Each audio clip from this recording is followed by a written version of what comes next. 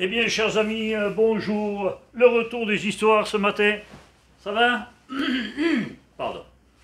Vous avez passé une bonne nuit? Vous avez bien dormi? Eh bien, la première histoire, enfin, l'histoire de ce matin, il n'y en aura pas deux, il n'y en a qu'une, bien entendu, vous le pensez bien. C'est la corde qui change la direction du vent.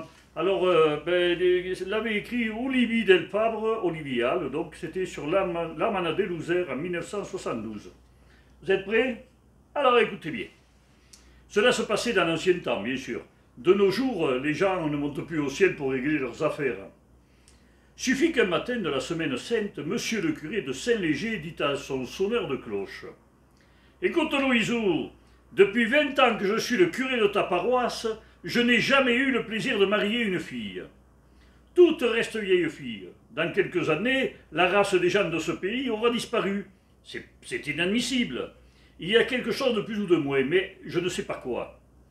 La semaine prochaine, tous mes confrères de France et d'Auvergne marieront des couples et moi, comme chaque année, je baillerai aux corneilles.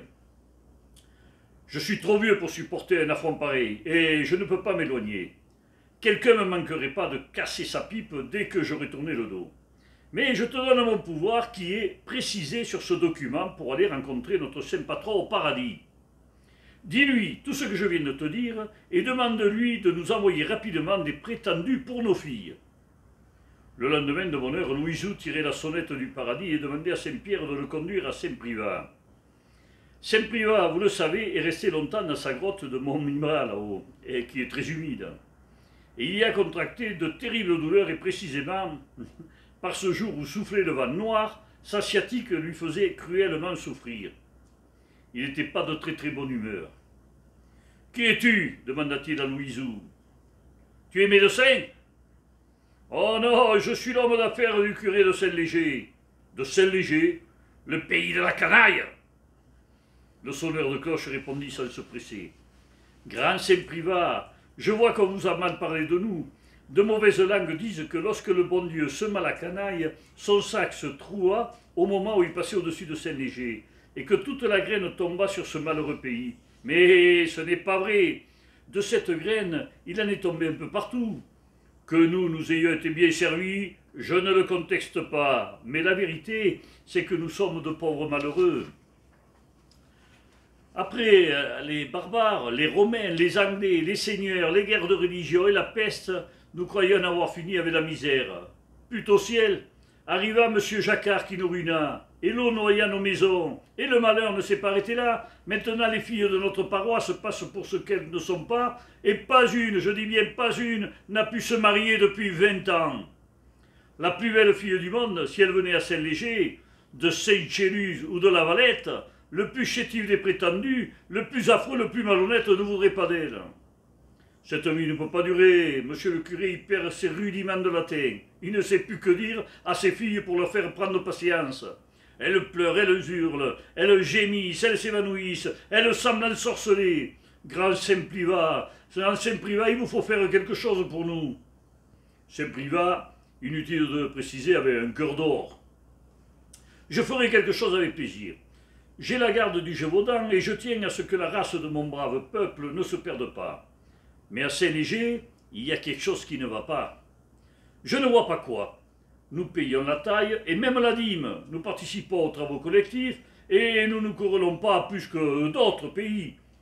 Nous ne sommes pas des plus dévots, certes. Bien sûr, nous aimons le vin, nous aimons un peu braconner, coureurs, bagarreurs, mais vous avez un sonneur de cloche qui est un grand coquin. Lui, il dit Saint-Privat. Louisou, il ne savait plus où se mettre, ni que dire. Mais il n'était pas tombé dans la dernière pluie, il s'hasarda. Grand Saint-Privat, je le connais, le sonneur de cloche. C'est pas un mauvais bougre. Pourquoi ne s'est-il pas marié? C'est lui qui devait donner l'exemple. Écoutez, Saint-Privat, si je connais Louisou, je connais les filles aussi. Il n'y en avait aucune à son goût. Puis, voulez-vous que je vous dise, pour elle comme pour lui, il vaut mieux que Louisou reste vieux garçon. Ce n'est pas tout. Il a mauvaise langue, le sonneur de cloche. Il dit du mal de monsieur le curé. Oh non! Il dit que monsieur le curé n'est pas large du porte-monnaie, mais c'est la vérité. Et tout le monde dirait comme lui, comme moi. Et vous savez que le sonneur de cloche doit nourrir ses sœurs. Oui, 4 vieilles qui n'ont pas pu se marier. Il a des dettes dans toutes les auberges de la région, non? Oh, non, vois-tu, je ferai rien pour vous tant que le sonneur de cloche ne sera pas marié. Eh bien, bon, je ferai la commission, dit Louisou, mais dites-moi, le sonneur de cloche, il ne peut pas les prendre toutes. Tiens, prends ce bout de corde, c'est la corde qui change la direction du vent. La corde qui change la direction du vent? Mais que veux-tu que j'en fasse de ta corde, espèce de gros nigaud? Saint-Privat s'est bien moqué de toi. Comme vous le pensez, monsieur le curé n'était pas content de son chargé de mission. Une autre fois, il fera ses affaires tout seul. La corde de la grande cloche ne vaut plus rien, expliqua Louisou. J'étais sur le point de vous demander un peu d'argent pour en acheter une nouvelle. Je vais me servir de celle de Saint-Privat. Elle est toute neuve. Ainsi fit-il. C'était le samedi saint. Les cloches revenaient de Rome, chargées de cadeaux pour les enfants sages et pour les filles à marier. C'est à peine si Louisou avait fini de tirer la cloche quand monsieur le curé monta au clocher sans reprendre haleine. « Que vient de me dire Marinette? Vous allez vous marier? C'est que monsieur le curé... Le curé fit 2 baisers et peut-être 4 à son sonneur de cloche. « Sonne, Louisou, sonne, sonne, sonne !» Tout le matin, Louisou y sonna. Et de tous les villages de Préciné, d'Espère, de Molière, de la Poulière, des Salles, de Costemage, de Sarré-Méjol, de Gratou, du Chambon, de Lascole, de Combette, du Boucher, du Trémouguet même et des Pradelles, les filles descendaient pour annoncer qu'elles allaient se marier. Le vent avait changé de direction, toutes les filles de la paroisse trouvèrent un parti, les bêtes et les laides, les bossues et les droites, les bavardes et les muettes, Jeanneton qui approchait la cinquantaine et Margoton qui n'en avait pas encore 17, il n'y eut qu'une poitrinière de l'Escure qui eut un peu de mal à trouver un couvercle pour son pot. Mais je crois qu'elle fit la plus riche affaire quand même. Quand Louisou tirait la grande cloche, de tous les coins il arrivait des petits messieurs à redingote élégante et des paysans de leurs blouses bleues bien empesées. Vous pensez bien qu'il n'y en eut pas pour tous, et les galants s'en retournaient en pleurant. Et pleure que pleurera, ce doit être depuis ce temps qu'on dit que les oignons et les filles de Saint-Léger font pleurer. Maintenant, ne me demandez pas où est passée la corde qui changeait la direction du vent. Personne n'a pu savoir ce que Louisou en avait fait. Mais depuis à Saint-Léger, nous n'en avons plus besoin. Il n'y a plus de filles à marier. Voilà pour aujourd'hui. À la prochaine.